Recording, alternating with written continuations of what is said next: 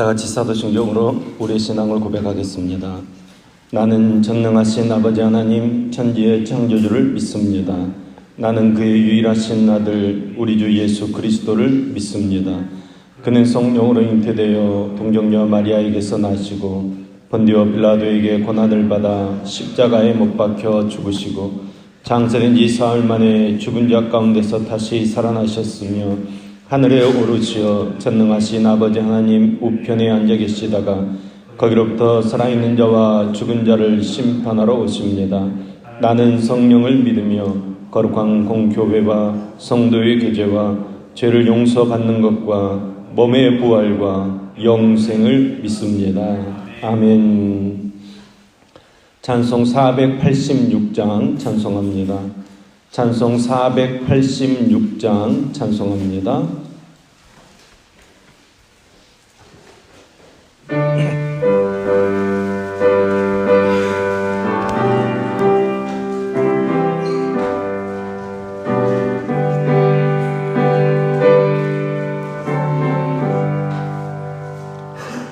이 세상에 근심된 일이 많고 참 평안을 몰랐구나.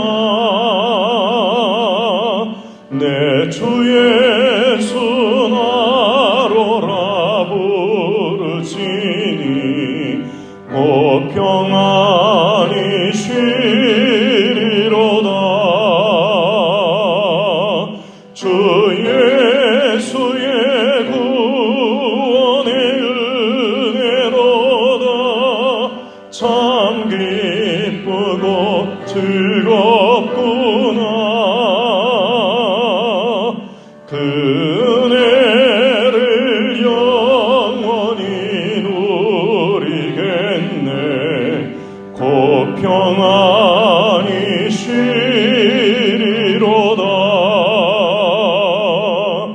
이 세상에 권고한 일이 많고 참 쉬는 날 없었구나. 내 주 예수 날 사랑하시오니 곧 평안히 쉬리로다. 주 예수의 구원의 은혜로다. 참 기쁘고 즐겁구나. 그 은혜를 영원히 누리겠네. 곧 평안히 쉬리로다. 이 세상에 죄악된 일이 많고 참 죽을 일 쌓였구나. 내 주 예수 날 건져 주시오니 곧 평안히 쉬리로다. 주 예수의 구원의 은혜로다. 참 기쁘고 즐겁구나. 그 은혜를 영원히 누리겠네. 곧 평안히 쉬리로다. 아멘, 아멘. 오늘 읽으시는 말씀은 시편 64편 1절에서 10절까지 말씀입니다. 시편 64편 1절에서 10절까지 말씀입니다. 시편 64편 1절에서 10절까지 말씀을 저와 여러분이 한 절씩 교독하겠습니다. 제가 먼저 1절 말씀을 읽겠습니다. 하나님의 내가 근심하는 소리를 들으시고 원수의 두려움에서 나의 생명을 보존하소서.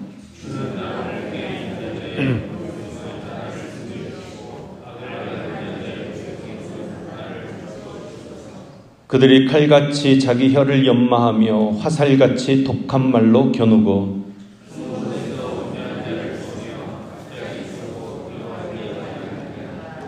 그들은 악한 목적으로 서로 격려하며 남몰래 옴블루 놓기를 함께 의논하고 하는 말이 누가 우리를 버리요 하며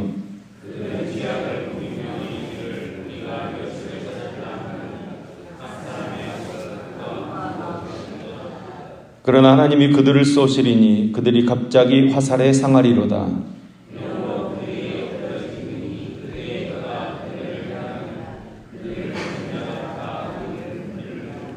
모든 사람이 두려워하여 하나님의 일을 선포하며 그의 행하심을 깊이 생각하리로다.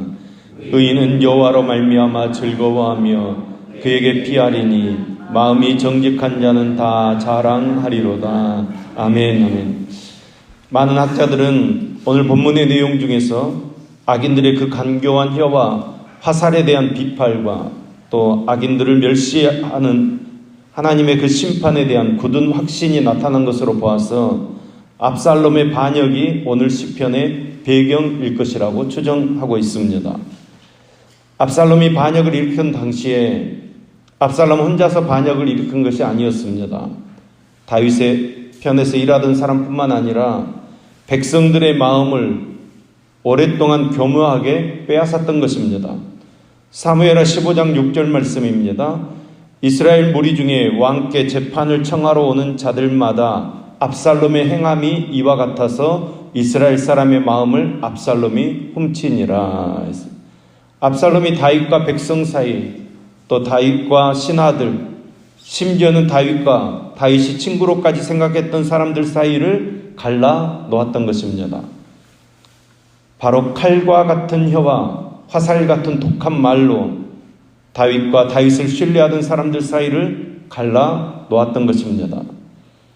이런 사전 작업이 철저하게 이루어진 후에 결국 반란을 일으켰고 다윗은 예루살렘 왕궁을 버리고 도망해야 했습니다. 그러나 왕궁을 빼앗고 왕의 자리를 빼앗는 것으로 반란이 마무리되는 것이 아닙니다. 다윗의 목숨을 끊어놓아야 합니다. 다윗은 자신을 죽이려고 모해하고 음모를 꾸미는 자들의 특징을 다음과 같이 이야기하고 있습니다. 첫째, 악인들은 그 혀를 칼같이 날카롭게 연마하고 독이 발린 화살을 쏘듯이 말하는 자들이라는 것입니다. 즉 사악한 자들이 선한 자들을 모략하기 위해 그 혀를 끊임없이 놀리고 있다는 것입니다. 그런데 그 혀는 마치 독이 가득한 독사의 혀를 방불케 한다는 것입니다. 죄 가운데 태어나서 타락하고 부패한 세상을 살아가는 사람치고 말에 실수가 없는 사람이 없습니다.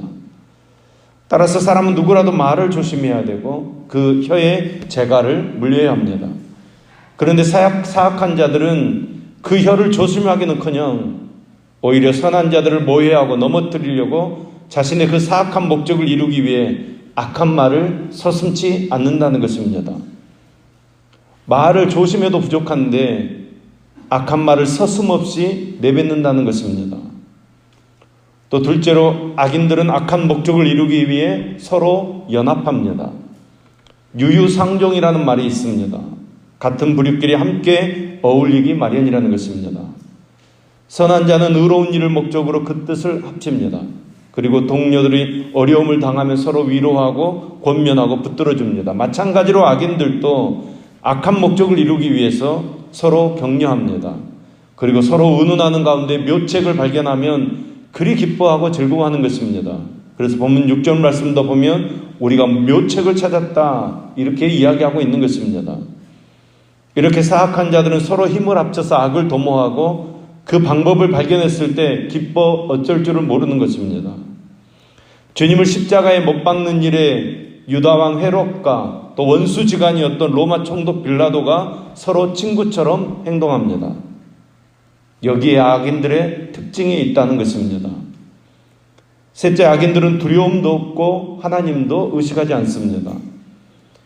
다윗은 악인들이 악한 일을 모의하되 그 일을 두려워하고 조심스럽게 하지 않고 아주 당당하고 떳떳하게 마치 자신들이 해야 할 일을 하는 듯이 악한 일을 저지른다고 이야기하고 있습니다. 또한 이들은 누가 우리를 버리요 하는 마음으로 죄를 저지르고 있다는 것입니다. 이는 마치 벌테면 봐라 이런 식의 태도입니다. 만약 사람들이 그들을 지으신 창조주를 기억하고 또한 창조자 하나님께서 불꽃 같은 눈으로 인생의 일거수일투족을 감찰하신다는 사실을 안다면 그렇게 대놓고 악한 일을 행할 수는 없을 것입니다. 그 마음에 하나님 두려워하는 마음이 없기 때문에 서슴없이 악을 자행하는 것입니다. 이렇게 악인들은 하나님을 두려워하지 않는 것입니다. 그리고 용감무쌍하게 악을 저지릅니다. 바로 이것이 악인들의 또 다른 특징이라는 것입니다. 그 악인들의 관계에서 다윗은 구원받기를 소망합니다. 1절 말씀을 보시겠습니다. 하나님이여 내가 근심하는 소리를 들으시고 원수의 두려움에서 나의 생명을 보존하소서. 저는 오늘 이 말씀을 보면서 위로를 받습니다. 다윗과 같은 믿음의 사람도 다윗과 같은 기도의 사람도 근심하고 두려워했다는 것입니다. 여러분 우리가 믿음으로 살고 하나님을 찾으며 살아도 여전히 걱정과 근심 또 불평하는 말들이 튀어나올 때가 있습니다. 때로는 가슴이 철렁 내려앉는 것과 같은 그런 놀람과 전율을 느낄 때도 있습니다. 어쩔 줄 몰라서 당황하는 그런 경우가 우리의 삶에 생긴다는 것입니다. 그런데 다윗은 자신의 걱정과 근심과 불평을 하나님께 쏟아놓고 있습니다. 그의 두려움을 하나님 앞에 쏟아놓고 있습니다. 여러분 다윗이 이처럼 하나님을 향해 기도를 쏟아놓을 수밖에 없는 것은 바로 그 생명 때문입니다. 다윗이 두려워하는 것은 왕위를 잃는 것이 아닙니다. 그의 명성이 땅에 떨어지는 것이 아닙니다. 정말 왕위보다 더 귀한 것, 그의 명예보다도 더 귀한 것은 그의 생명이었습니다. 그래서 다윗은 하나님께 구하기를 하나님 나의 왕위를 지켜주십시오. 하나님 나의 명예를 지켜주십시오. 이렇게 구하지 않았습니다. 다만 하나님께 나의 생명을 보존하소서 기도하는 것입니다. 사랑하는 여러분, 우리의 생명을 귀하게 여기셔야 합니다. 하나님께서 오늘 또 우리의 생명을 보존해 주셨음을 감사하시기 바랍니다. 악한 질병으로부터 보존해 주셨음을 감사하고 불의의 사고로부터 보존해 주셨음을 감사해야 합니다. 그리고 하나님께서 오늘 우리에게 허락하신 이 날을 의미 있게 살아가는 저와 여러분 될 수 있기를 간절히 소망합니다. 성도는 스스로 원수 맺어서도 안 되고 복수해서도 안 됩니다. 오직 위에 계신 하나님, 친히 원수를 갚으신 하나님의 그 선한 뜻에 우리의 모든 것을 맡길 수 있어야 합니다. 로마서 12장 17절 말씀입니다. 아무에게도 악을 악으로 갚지 말고 모든 사람 앞에서 선한 일을 도모하라. 여러분 다윗의 경우는 어떠했습니까? 하나님께서는 압살롬의 음모에서 다윗을 보호해 주셨습니다. 다윗이 황급히 왕궁을 빠져나가던 그날 아히도벨은 즉시 다윗을 죽여갈 것을 주장했습니다. 만약 압살롬이 아히도벨의 말대로 했다면 다윗은 붙잡혔을 것입니다. 그러나 압살롬은 급할 것 없다. 잘 준비해가지고 천천히 추격해도 늦지 않는다. 이렇게 후세가 이야기한 뜻을 따르게 됩니다. 다윗에게 전열을 정비할 틈을 주었던 것입니다. 이는 하나님께서 악한 자들의 음모에서 다윗을 건져주신 것입니다. 그 후에 다윗은 전열을 정비해서 반란군들을 물리치게 됩니다. 결국 이 시는 슬픔에서 즐거움으로 패망에서 승리로 반전되어서 마무리되고 있습니다. 이 엄청난 구원을 체험한 다윗은 다짐합니다. 내 삶의 즐거움은 여호와밖에 없습니다. 이제부터 나는 여호와께 피하고 여호와의 이름만 자랑하겠습니다. 그것이 10절 말씀입니다. 의인은 여호와로 말미암아 즐거워하며 그에게 피하리니 마음이 정직하는 자는 다 자랑하리로다. 여기 자랑하리로다라는 단어에는 할랄이라는 원형이 포함되어 있습니다. 하나님을 찬양한다는 것입니다. 마음이 정직한 사람은 환난 중에도 하나님을 찬양하는 삶을 산다는 것입니다. 다윗은 하나님께서 구원해 주실 것을 믿음으로 바라봤습니다. 여러분, 우리에게 이러한 확신, 이러한 믿음이 있기를 소망합니다. 결코 흔들리지 않는 믿음이 저와 여러분에게 있기를 소망합니다. 그래서 이 음란한 세대에서도 오직 하나님만 바라보며 정직한 삶, 순결한 삶, 의와 진리를 따르는 삶을 사는 저와 여러분 될 수 있기를 예수님의 이름으로 간절히 부탁드립니다. 기도하겠습니다. 하나님 아버지, 오늘 또 우리에게 허락하신 생명, 우리에게 허락하신 이 하루의 삶을 값지게 살고 복되게 살도록 은혜 입혀 주시옵소서. 하나님과 동행하며 사는 우리 모두가 되어지도록 함께해 주시옵소서. 하나님의 뜻을 발견하고 찾고 이루며 살아서 생명의 삶을 살게 하여 주시옵소서. 생명을 보존하고 생명을 살리는 삶을 살아서 우리에게 생명을 허락하시고 연장해 주신 하나님을 영화롭게 하는 우리 모두가 되어지도록 축복해 주시옵소서. 이 음란한 악한 세대에서도 하나님을 바라보며 정직하고 순결하게 살며 하나님의 말씀을 따라 의와 진리를 쫓는 그리스도인으로서의 삶을 살도록 우리를 붙들어 주시옵소서. 우리에게 닥친 어떤 환경도 어떤 문제도 믿음으로 이겨내게 하여 주시옵소서. 주님만이 우리의 왕이시오 제자장이시오 선지자이십니다. 여전히 부족하고 연약한 죄인이지만 이 시간도 주의 보혈을 의지하여 간구하오니 우리의 영과 혼이 살아나며 몸과 마음이 건강하여지고 또 강건하여지기를 소망합니다. 주님, 이 시간 우리를 치료하시고 고쳐 주시옵소서. 회복시켜 주시어서 이전보다도 더 풍성하게 살도록 역사하여 주시옵소서. 주님께서 베푸시는 그 풍성한 삶을 날마다 누리며 살도록 역사해 주시옵소서. 부끄러움 당하지 아니하며 다스리며 정복한 삶을 살도록 우리를 붙잡아 주시옵소서. 우리로 겸손하고 말씀에 순종하여 존귀한 삶을 살아가도록 주님의 은혜를 허락하여 주시옵소서. 하나님의 영광을 위해 우리가 쓰임받기를 소망합니다. 우리 교회가 더 하나님 앞에 드려지는 교회로, 살려서 세우는 교회로 세워지도록 주님께서 역사하여 주시옵소서. 슬픔 당한 가정들이 있습니다. 위로하여 주시고 장래의 모든 절차를 주님께서 인도해 주시며 하나님의 영광으로, 하나님의 복으로 장래가 잘 치러지도록 인도해 주시옵소서. 오늘 또 우리가 새로운 날을 시작합니다. 주님, 우리를 붙들어 주시옵소서. 주님의 기쁨과 평안으로 채워 주시옵소서.